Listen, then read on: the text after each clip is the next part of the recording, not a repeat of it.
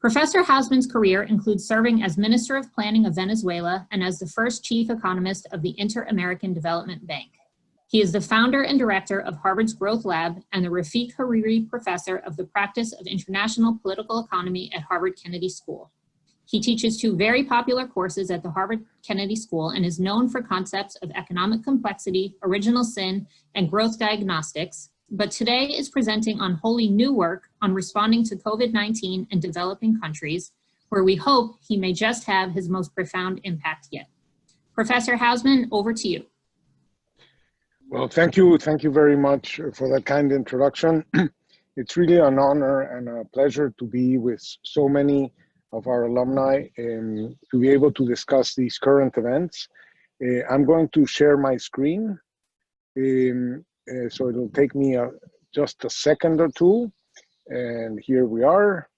And let me tell you a little bit what I've been up to. I am as Laura said, I'm the director of the Growth Lab. The Growth Lab is a research group of about 50 people hosted at the Kennedy School. We do academic research on economic growth, technology adoption, and things like that.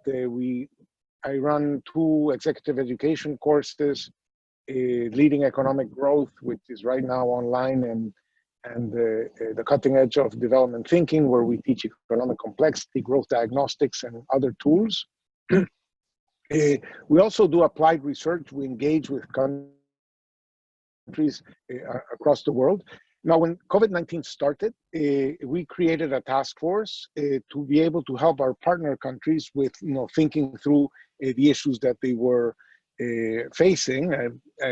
We did a Zoom presentation of a conceptual framework to think about it, and then we started to work bilaterally with them. And at present, this is probably an incomplete list, but we're working with Honduras, El Salvador, Panama, Ecuador, Peru, Albania, Saudi Arabia, Ethiopia, Namibia, and South Africa.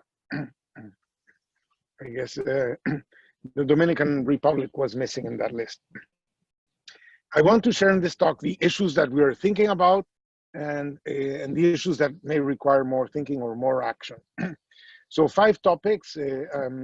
I'll briefly discuss epidemiology. It's not my field. It's something I've been in a quick learning curve since the month of March. I'm going to talk about the direct economic impacts of that epidemiological event through things that come through social distancing and lockdowns and so on. I'm going to talk about the indirect effects of COVID-19 through the impact that COVID-19 has in other countries in the world, and consequently that revert back to you, to your country. What should policies be, and how to pay for them. So that's essentially what I'm going to talk about. Now, COVID-19 is, it's a really unfortunate virus in the sense that it has some transmission mechanisms which are different from, say, insect-borne infections like Zika or chikungunya or dengue. And it's different from, say, AIDS, because it does not get transmitted through very intimate action, but more distant action. So it hinders human-to-human interaction. It has a very short, latent, uninfectious period. Then it has a long incubation period, part of it being asymptomatic, where you're still infectious, and then another one where some people, the majority, are symptomatic and much more infectious. And it has a very high fatality rate. The exact fatality rate we don't yet know, because we don't really know how many people get infected. We only know how many people get confirmed, and we don't know how many people die. We don't only know the confirmed deaths. So there's a lot of uncertainty over the actual fatality rate of this disease. But in any case, the standard models for this kind of disease is that you have a susceptible population that started at 100%. Everybody was susceptible because nobody had seen this disease before. Some of them start getting infected. The infected infect other susceptibles, and how many people they infect how many people get infected by each infected person, is something we call the R factor. Say an R factor of 3 means that every infected person infects 3 other people. And this, if this R factor is above 1, it causes exponential growth. And exponential growth is this very counterintuitive kind of growth where, say, the distance between 2 and 1,000 is the same distance as between 1,000 and 1,000,000. So it takes you, if it takes you 10 steps to go from 2 to 1,000, it will take you 10 other steps to go from 1,000 to 1,000,000. And that's you know, we're not used to thinking in those terms. You know, these infected people, the great majority of them fortunately recover, and we presume that they develop immunity, which is a presumption. Still, we are uncertain of what immunity, how much immunity, how long the immunity. That depends on a set of things that we're not going to cover here. But let's assume, optimistically say, that people develop immunity, and consequently, the virus can no longer live in them. So the virus cannot live too long for the people who get infected, because either they die or they develop immunity, and consequently, the virus cannot live there. So it has to keep on hopping to other susceptible people to keep itself alive. And this creates these kinds of graphs where here you see in the green line is the susceptibles. It starts at 100%.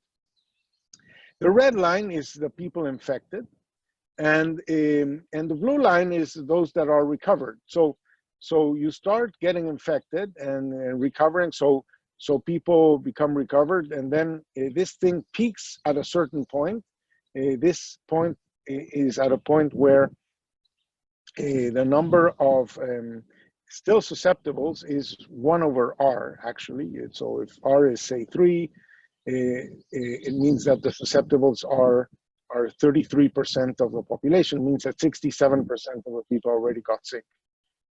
Okay, and then it starts dwindling down because it's harder for it to find susceptible people to live on, and in that process, you know, you develop, in this example, 80-some% of the people get infected and develop hopefully immunity to the disease, and that's when the disease ends.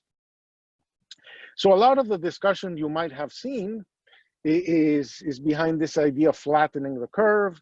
Flattening the curve means that, you know, if you don't flatten the curve, you're going to get a very, very horrible steep peak of deaths that's going to overwhelm the healthcare system. This dotted line is supposed to be the healthcare system.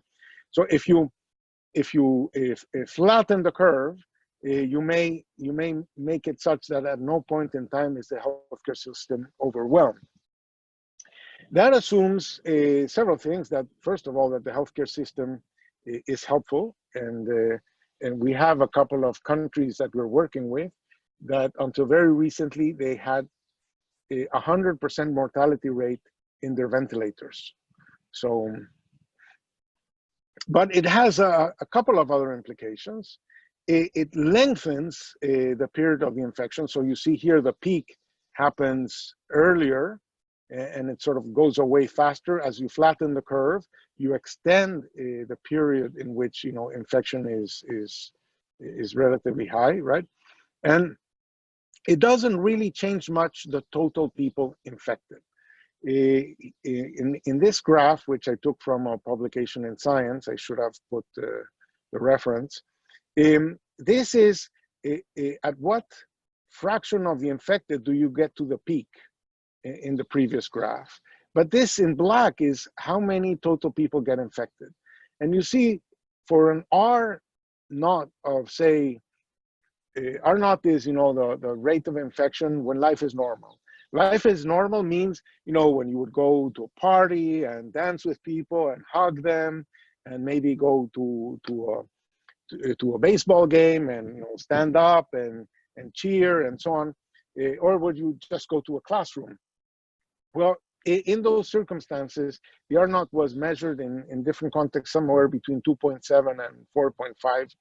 But what this graph shows is that really between R's of 2 and 3 and higher, you get more than 80% of the people infected by the end of the pandemic. So the number I want you to remember is that COVID-19 will be behind us when 80+% of the people are immune, okay?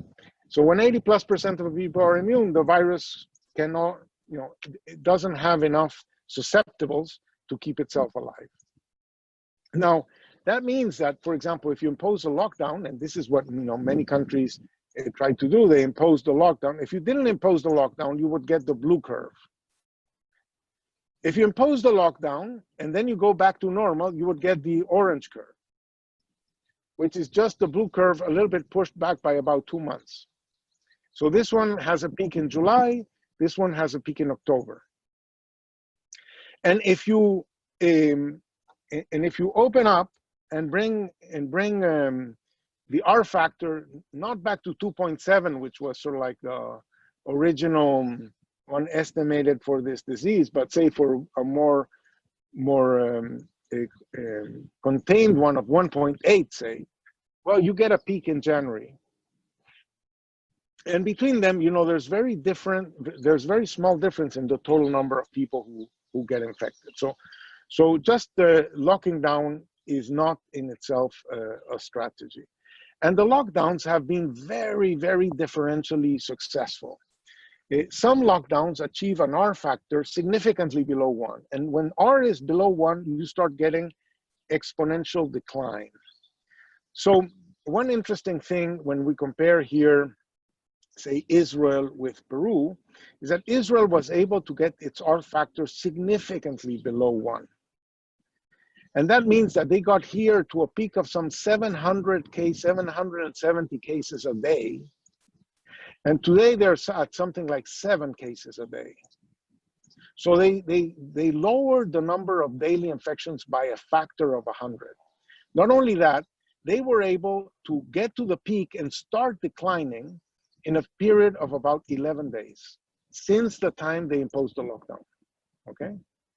Now here you have Peru, which imposed the lockdown fairly early on March, in the teens, I forget, it was like March 15th or so.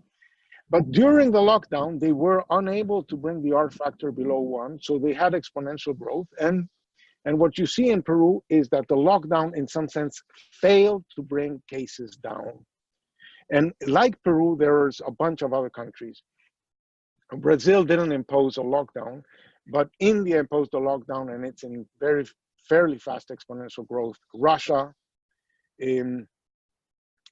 Argentina, Chile, Peru, Mexico, etc., are countries that were not able to really impose such an effective lockdown that it will bring the number of cases down. And obviously, if you bring these numbers of cases down, then adopting a strategy of testing and contact tracing becomes very easy because there are very few cases. So you can throw, a group of people at it, and you'll find all the persons that person contacted and so on, and you'll get a sense of what caused that infection, so you can change your policies to fix it and so on.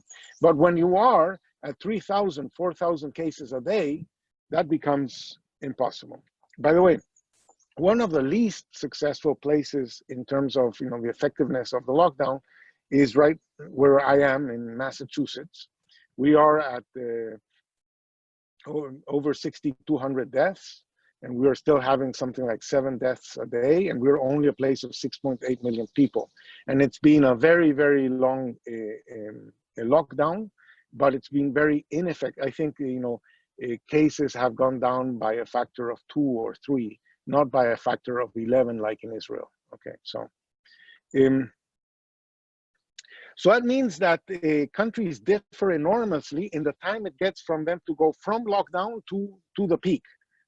Obviously, if the lockdown was infinitely effective, and if it takes 5 days to go from infection to symptoms, and say a couple of days to go from symptoms to test, then if you lock down today, you still will have 6 more days of people that got infected before the lockdown that will still register as an increase in cases.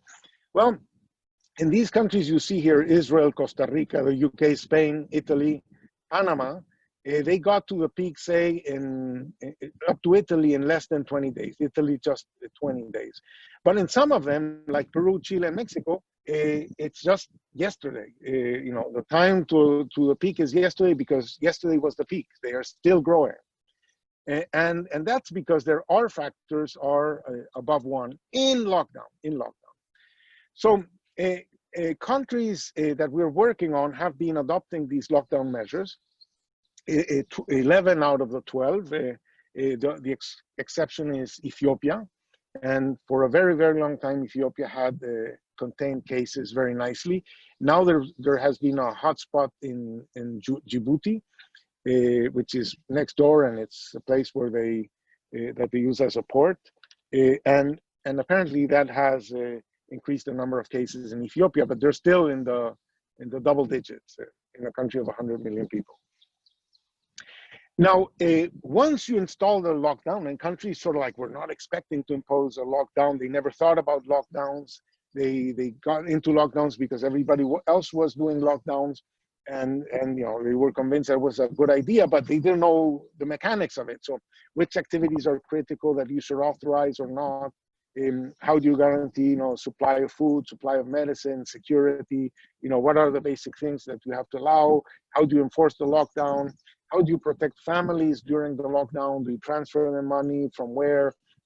How, through what mechanism? Unemployment compensation, a different one. Do you have unemployment compensation? How do you help firms so that they can withstand the lockdown? And how do you pay for all of this? So you just borrow money? Well, can you borrow the money, etc.? So that takes up all the bandwidth of government. So when you're in the lockdown, it's very hard to think about what will happen after the lockdown. When will the lockdown end? How will it end? What do you need to do when it ends? The majority of the governments got into lockdown thinking that after the lockdown, they go back to square one and just, stimulate the economy so that it recovers. Now they're discovering that they need to impose a bunch of restrictions so that they don't get another peak, a second peak afterwards. So we're trying to think with them how to do that. And there's a couple of ideas that I just want to mention, and they have received no traction in real life. They have received a lot of traction among academics, but I'll just mention them. One is the idea that because it takes sort of 5 days to go from infection to symptoms on average, it varies by person, but say on average, then you want to exploit that trick to do something. And so this idea that was published in Science, so it got through a lot of skeptical reviewers, says, people go to work, say from Monday to Thursday, and then they're locked down the next 10 days, and they come back out again Monday to Thursday.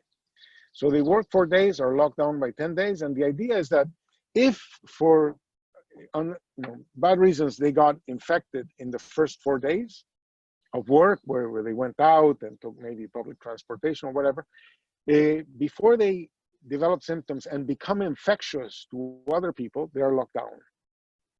And if during the lockdown they develop symptoms, then they stay home, but they don't go back to work. So through that mechanism, you prevent the infected to become infectious towards other people. That obviously depends on the structure of households and on another variable that we don't know, which is how transmissible is the disease within households, which is another unknown that my colleague Asim Khwaja is trying to do research on in Pakistan. So that's an idea. A complementary idea is what they call alternating lockdown. So maybe you split families in two, and one half of the families come out this week, and the other half of the family comes out the next week. That way you can have the whole economy working Monday through Thursday, say. And by doing it this way, in simulations, many a beautiful theory has been killed by an ugly fact, as they say, or as they say, there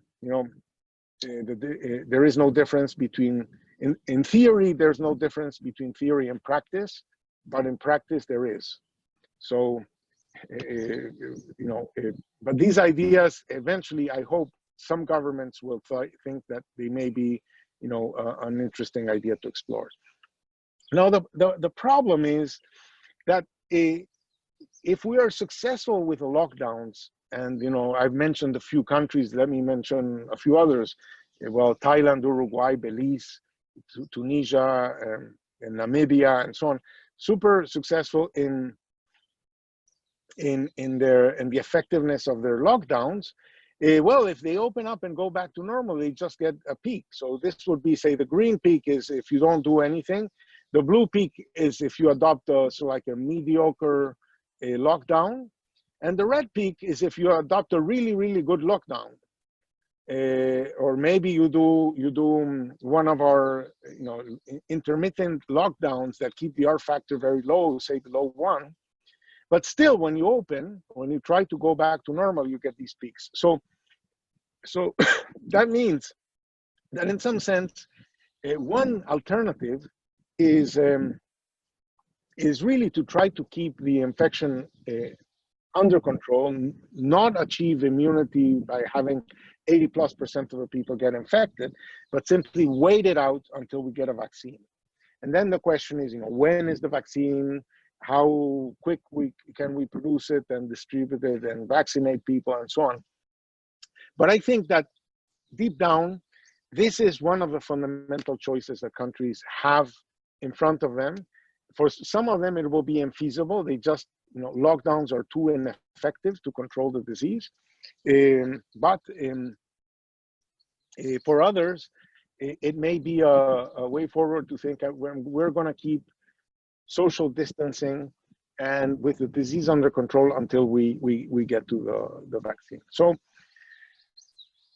the implications of what I've said is that if you have an R factor below 1 during the lockdown for a sufficiently long period, you'll get these massive declines in the number of cases and deaths. In both Italy, Spain, France, and Israel, they got declines of over 90% vis-a-vis the peak. This facilitates testing, contact tracing, making it easier to open the economy without a second peak, or at least, in a situation where you are more or less under control. A lockdown in which R stayed above 1 means that countries saw, a growing number of cases and deaths. And that means that now they are, if they couldn't open up before, they're even less able to open up now because there are even more infectious people out there. So they're really between a rock and a hard place. And, the political support for continued lockdowns is evaporating because it's sort of very costly socially. But people haven't seen the alternative. We're starting to see it in Brazil, which is the only country in this hemisphere that has decided not to impose a lockdown, even though some governors have. And now we saw that they had 2,000 deaths yesterday, which is more than the US. And so they're now the leaders in daily deaths. Now, to make lockdowns socially and tolerable and effective, you have to sort of send money to people so that they don't have to go out to work. So everybody that lives hand to mouth on a day by day, they cannot just stay home, because if they stay home, they don't earn anything, and if they don't earn anything, they don't eat. So, all countries are doing some combination of social transfers, credit guarantees, monetary easing, and so on. Now, countries differ radically in the amount of this fiscal space that they have to do things. So Chile and Peru, for example, in this hemisphere are countries that are very credit worthy, have a flexible exchange rate, consequently have an independent monetary policy, they have credible inflation targeting. They have gone out to international markets to borrow at good rates. Peru did it at 2.75% interest. And Chile went a couple of weeks after and got like 3%. And the exchange rate has moved and has a bit cushioned the economy, vis-a-vis Ecuador, which is, say, a dollarized economy that, in addition, it's an oil exporter, so their revenues collapse. So they went into default. So they have no fiscal capacity to go out and help people. So COVID-19 will be behind us when 80+% of the population is immune. There are two ways to get to that immunity, either by getting infected or by getting vaccinated. Most countries relative to that 80% are below 10%, which means that we're sort of like in the first inning of the game. So this is, as you know, the old saying is, this is not the beginning of the end, but it may well be the end of the beginning. We don't know, for most countries, we just don't know how many people are immune, but recent studies published in early May put France and Spain at 5 and 6%, put Massachusetts at 9%, and put New York at 21%. So we're very far from 80%. And these are countries that were deeply, deeply impacted. Some countries will not be able to prevent, I think, a full outbreak probably in the second half of 2020 and the first half of 2021. So they'll get to 80+% of the people getting infected. And I mentioned a few that I'm concerned about. Argentina is still at very low, say, death rates, but they're growing exponentially.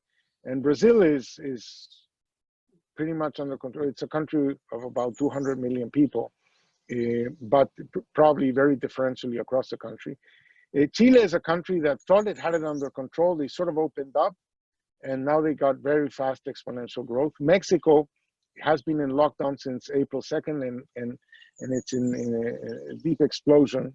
And Peru, unfortunately, they acted very, very early, as I said before, but they haven't been able to achieve exponential growth. And the truth, to achieve, a lower R factor. And the truth is, nobody knows why some countries are successful, say like Lebanon and Jordan and Albania and Tunisia, and other countries are not, like Saudi Arabia, Qatar, United Arab Emirates, Russia, etc. So it's hard to know exactly what change in policy would get you there. So a few countries will probably try to wait it out for the vaccine.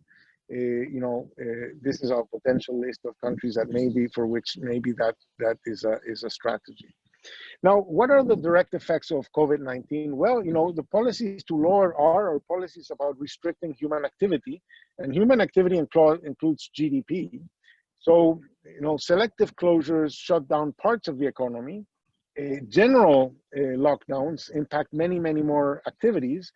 And these activities, once you shut them down, they're going to percolate through the economy, both because, there will be layoffs and bankruptcies and so on, but also because there'll be disruptions of supply chains. And they'll also, disrupt the economy because people will decide that this is a time to be very cautious in spending. This is not the time to be making investment decisions. And all of that will cause a negative demand shock. So the fight against COVID-19 starts actually as a supply shock in the economy, but it's going to percolate through the economy, both through supply and demand channels, okay?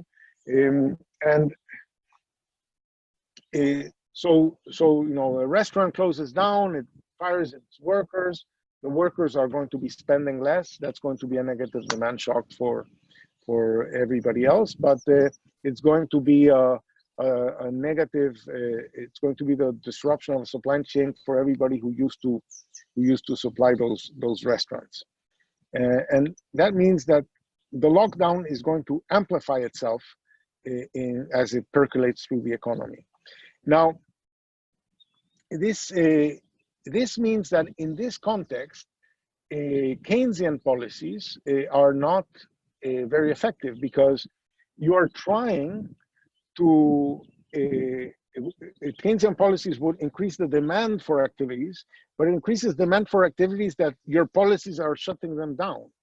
So for example, there's plenty of demand for executive education. It's just that, you cannot get to Boston because the borders are shut and because Harvard is shut. So we are only operating through Zoom. And that means that if you just increase demand, it's not going to increase output because there are other kinds of constraints on supply. But what you can do in these periods is sort of like put the economy in hibernation so as to minimize the damage to the economy of having put the economy in hibernation. And so countries are struggling with how to prevent layoffs and maintain labor relations, maintain the employee attached to the firm with furloughs, with compensation and things like that. Try to avoid bankruptcies because layoffs and bankruptcies makes the recovery much slower.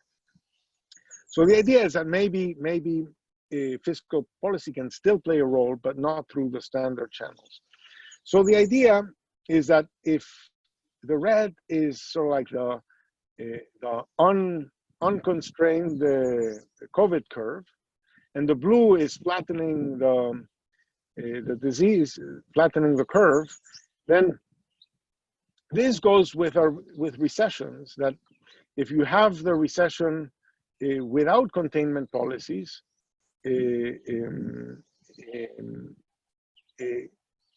this red curve goes with this recession, and this blue curve goes with this recession.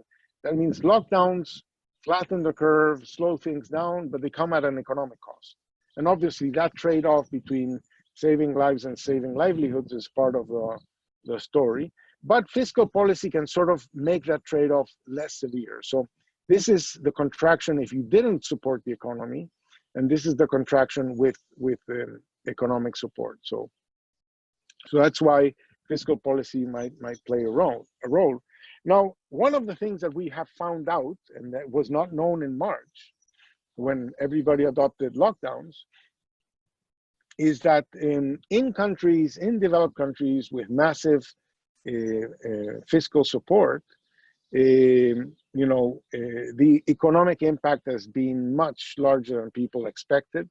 The UK, according to the Bank of England, faces the largest recession since 1705. And mind you, this is a country that went through First and Second World War and the Great Depression. 36 million people in the US asked for unemployment compensation. That is out of 150 million people employed in February. So that's 24% of those employed in February. In the subsequent 2 months asked for unemployment compensation. Now you might say that asking for unemployment compensation is good news, because in Lima employment fell by 25%. But there isn't an equivalent system of unemployment compensation. So this has generated unprecedented collapses in tax revenues and electricity consumption, and in other high frequency data. That has really caught most governments and the international community by surprise, because in the World Economic Outlook that the IMF published in April, they also assumed, and they sort of convinced everybody else, that after the lockdown came the recovery.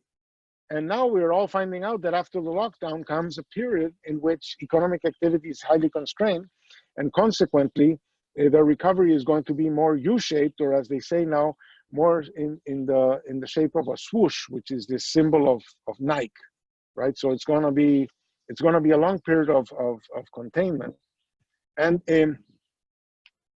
so countries are now, they in some sense thought they had to procure the money to be able to support the economy for, say, 60 days or a quarter, and then to stimulate the economy. Now they realize that this period is much longer, and they're realizing that they don't have the funding.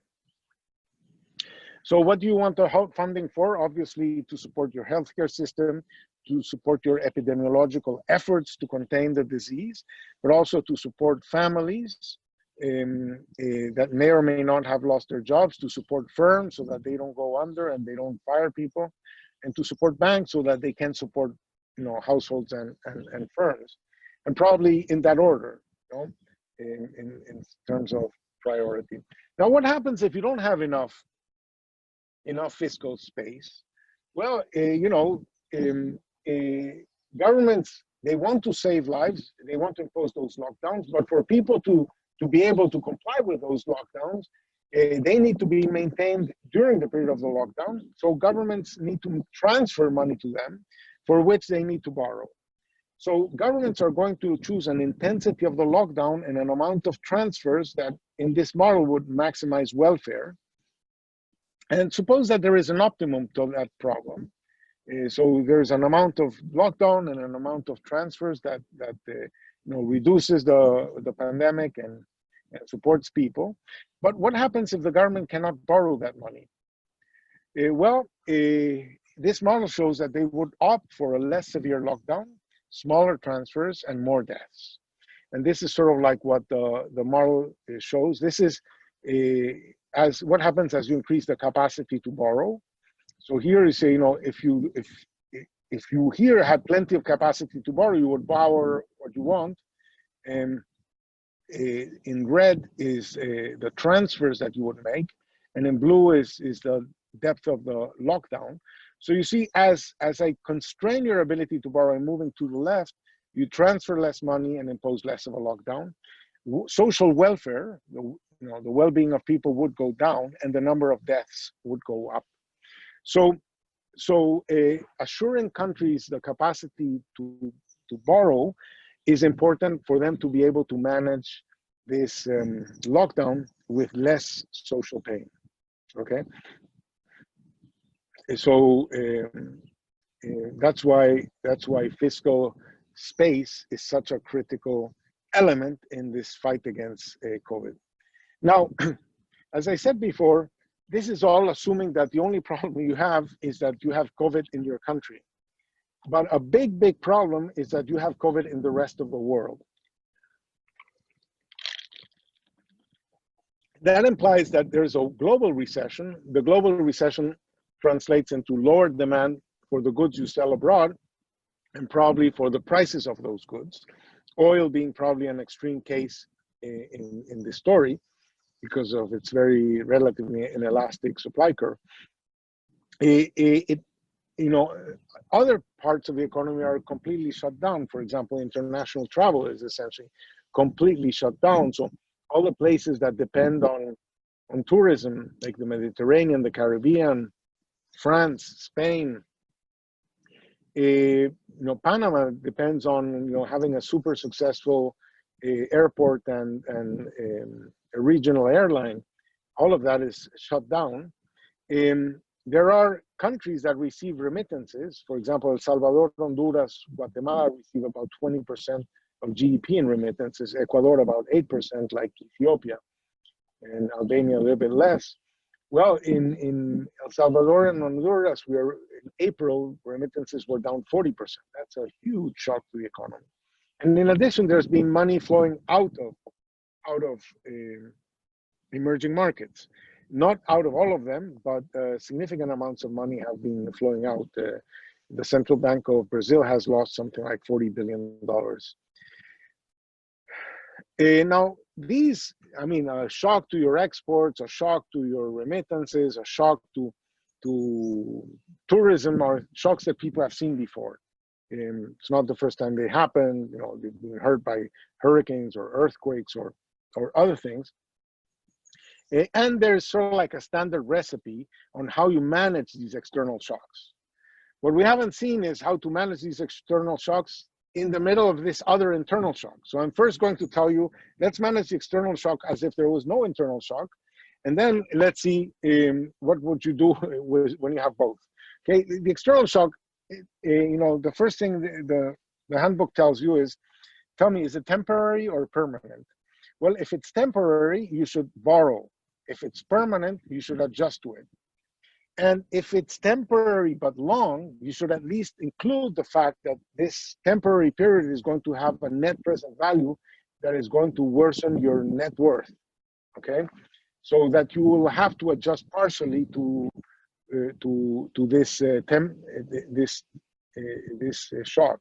Now, obviously, I would say, maybe optimistically, that the shock is temporary, because I doubt that 3 years from now, COVID is going to be a major headache. It's going to pass. we'll either have the vaccine or we'll all get immune by getting infected, but it's not going to last forever. So the shock is temporary, but the net present value of the shock is pretty substantial, so it has a permanent component to which we will have to adjust. So the solutions to it is 3 ingredients. The first one is you borrow, and if you have to borrow when capital markets are scared and they're not uninterested in emerging markets, then probably you'll need to borrow from official sources. But you also need to probably cut expenditures because there is a negative shock and you don't have as much money as you had before. And you'll probably have to switch expenditures so that you borrow, you spend less money abroad and you spend more money at home. So maybe it's good to have an exchange rate that moves, making foreign things more expensive, domestic things relatively cheaper, and that way you can sustain more domestic economic activity. So that's the kind of the how-to manual of these things.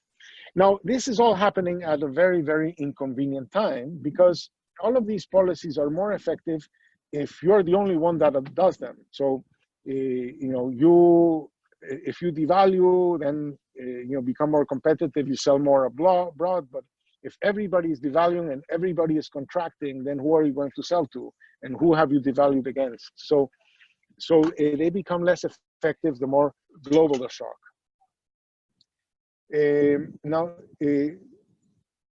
Secondly, this shock implies that you're going to try to cut your spending, but at this time, COVID wants you to increase your spending, and so you are going to have a negative income effect. You're going to have less revenue. You wish you had more spending. Where's the money going to come from? So the problem here is simply that the government wants to run larger deficits because it wants to help people, and firms are trying to run deficits because they're trying to keep themselves alive by running through a period of negative cash flows until they get to the end of the pandemic. So that means that both the public sector and the private sector are trying to borrow. But if the public sector and the private sector are trying to borrow, who are they trying to borrow from? It can't be each other because they're all trying to borrow. So they have to borrow from the rest of the world. So they have to run an external deficit. And they have to fund that external deficit either by running down their assets or by borrowing. And countries are in very different positions in terms of their ability to borrow. I mean, I mentioned before Peru and Chile as countries that have shown significant capacity to borrow. So has Peru, but a bunch of other countries, in Central America and South America and in Africa, many countries in Africa did not have a borrowing capacity before the crisis. They relied on official lenders. So countries are going to require significant financial assistance. So, the message to most countries is, borrow all you can at home and abroad, with the support of your central bank to the extent that your exchange rate regime allows it. So try to do, countries are trying to imitate the Fed and the ECB in terms of doing as much monetary easing and some asset purchases like QE. Use your foreign assets, restructure your budget to maybe cut non-priority expenditures, including public sector wages. Private sector wages are falling and will fall given the magnitude of the recession. So, wage differentials between public and private sector are probably going to go up. And, some countries have done it already to cut public sector wages, and some of them have done it with relatively good political success, like Uruguay was seen as, the government sharing the pain, and it was a political winner for the government. Maybe you want to introduce a special tax on gasoline to exploit the fact that oil prices have collapsed. Maybe you let part of that collapse in oil prices go to the public as lower gasoline prices, but maybe you want to capture part of it so that you can use it to support families, to pay for the COVID-19 crisis, and also, it is a green policy to say, well, this is not the time to go back to dirty energy. And you want to use your financial system and your central bank to the hilt to the extent that you can. But where I see the most difficulty right now is in the provision of enough international finance.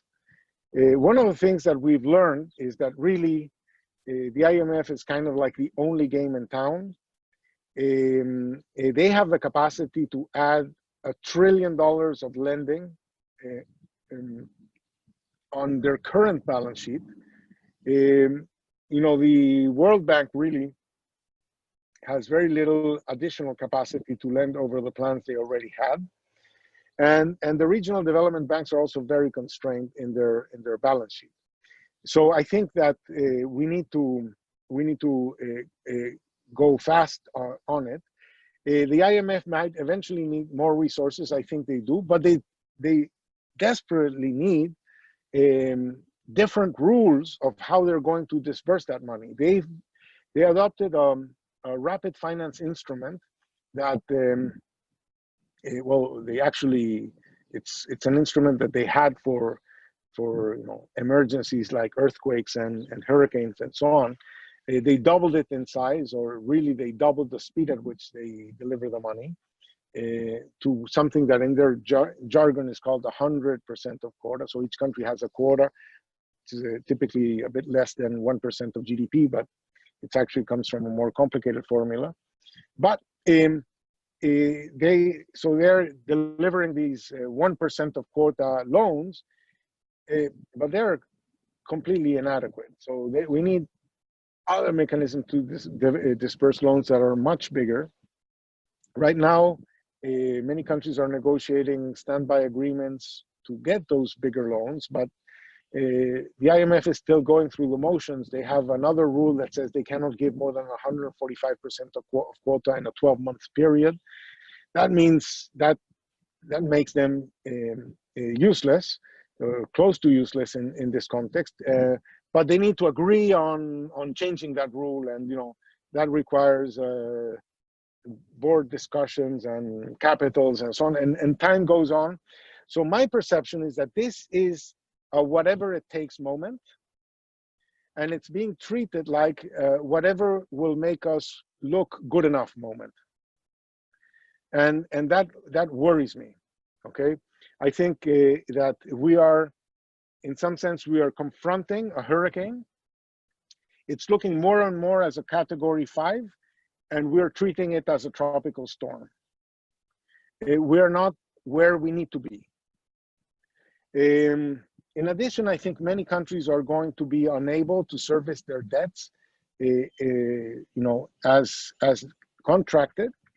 So I think that we need faster mechanisms to avoid, you know, disruptive defaults, and that can facilitate quicker debt restructuring. And I think we should revive ideas of the early 2000s that were pushed by Anne Kruger, who was at the time the deputy managing director of the IMF, but ideas that were quashed by the US Treasury at the time. I think, you know, maybe those ideas can be updated and reformed, but I think we need something like that.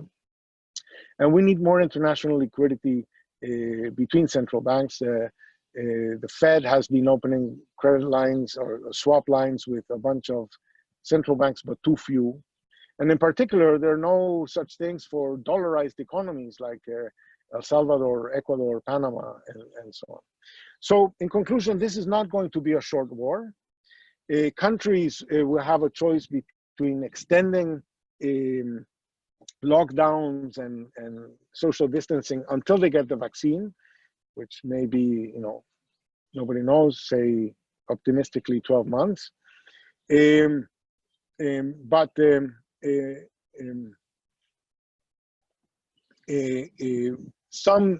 Some countries will not be able to have a full-scale pandemic, and we haven't seen one yet. Remember that what we saw in Italy, we saw in New York, we saw in Spain and France were under lockdown, and they got the R factor down sufficiently for sufficiently long that that, you know, they bent the curve and got it down. But going back to opening the economy means raising R, and if you raise it above 1, it goes back to exponential growth, and there'll be another peak. Countries will need more policy space than is feasible under current policies. We need much more international leadership to expand these options. We're sorely lacking in that leadership. You know, one of the things that the U.S.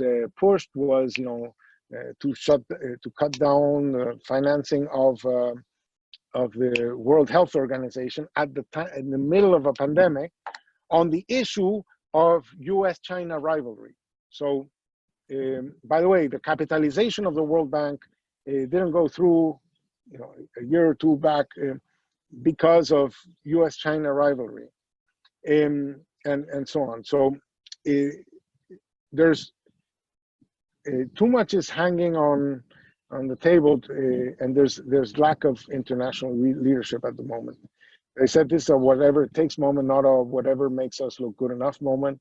We need to focus on a technological solution to the crisis. We need treatments so that the disease is not as deadly and is not as damaging, and we need the vaccines.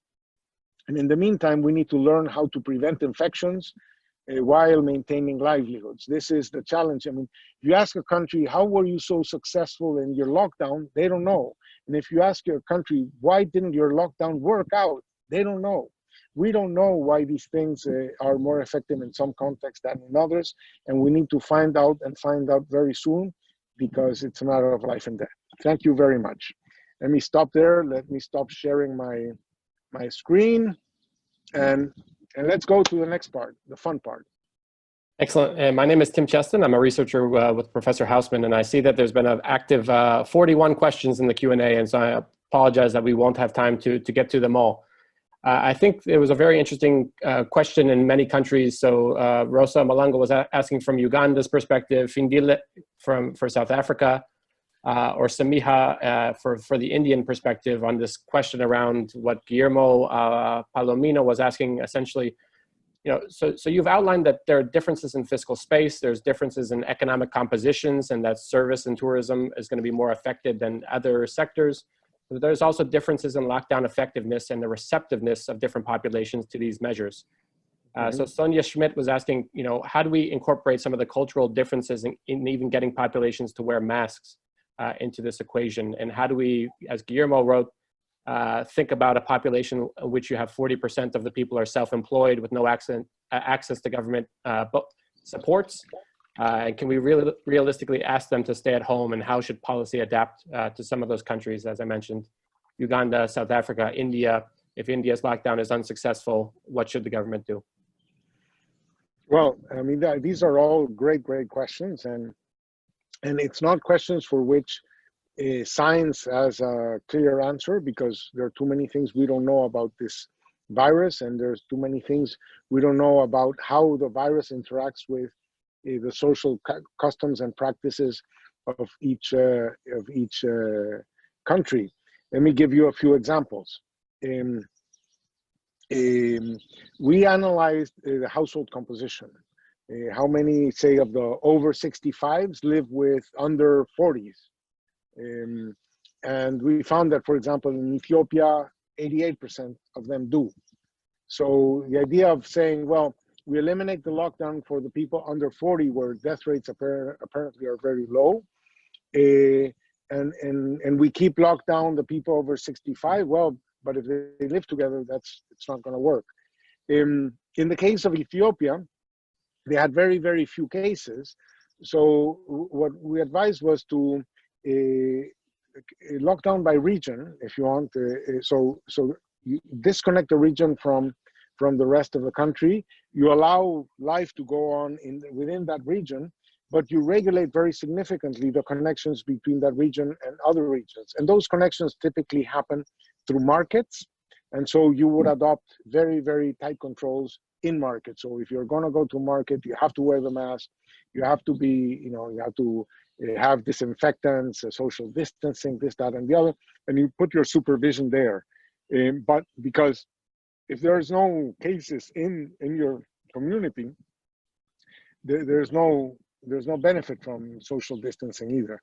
So each one is different. For example, there is the argument that Ramadan was important for accelerating spreads in the Gulf, but it didn't happen in Jordan, Lebanon, and Tunisia. So there are many things we don't know. There are people who are very afraid of the public transport system, and they have kept the public transport system shut down because they fear it might become an infectious point. But again, this is, people, we're guessing. So decisions have to be made under uncertainty and with very, very varying conditions. And that's why, as they say, there's no such thing as a perfect suit. There's only a perfectly tailored suit. And this is a tailoring that is happening with very, very large knowledge gaps that is the consequence of the fact that there is a new disease. Perfect. One question from somebody under the moniker HK.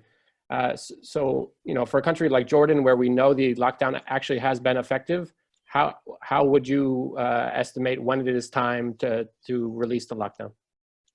So I think that the time is now. In many countries, they are releasing the lockdown, and I think Jordan is a good example of the challenge of the post-lockdown.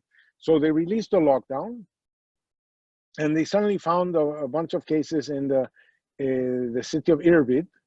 And so when they analyzed what had happened, 2 truck drivers had come from Saudi Arabia, Jordanian truck drivers that were infected. They went to their family, hugged everybody, and got a bunch of people infected. Now, that's a sad story, but at least you know where the infection came from. So you know that you have to work on border protocols, and you were able to identify it and shut it down fast enough.